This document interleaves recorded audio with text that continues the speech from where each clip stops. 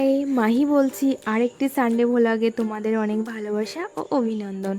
এই সানডেটা সারাদিন কিভাবে এনজয় করলাম সেটাই তোমাদেরকে আজ শেয়ার করব।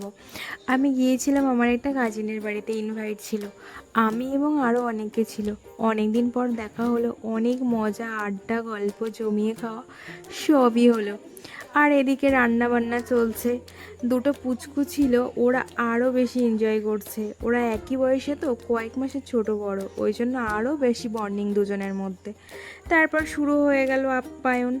আমার সাথে সাথে আরও দুটো বড় গেস্ট জুস খেয়ে সেই রিয়াকশান। তারপর আর কি লাঞ্চ শুরু হয়ে গেল।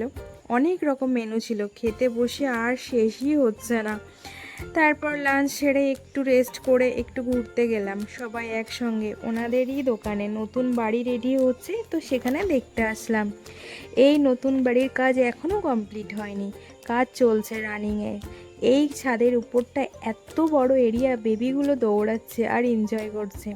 ছাদের উপর থেকে ভিউটা সত্যিই খুব ভালো লাগছিল আমাদেরও। তারপর ওখান থেকে বাড়ি চলে আসলাম। সন্ধ্যাবেলা একটু চা কফি খেয়ে নিলাম। তার সাথে সাথে পুচকু দুটো কার্টুন মাসা দেখছে টিভিতে। খাওয়া শেষ হলে আমাকে রাইডার শুরু করে দিল। আমাকে সবগুলো, সত্যি বলতে এত সুন্দর রাইড করে এইটুকু বাচ্চা, তোমরা দেখো, না দেখলে বিশ্বাস হবে না।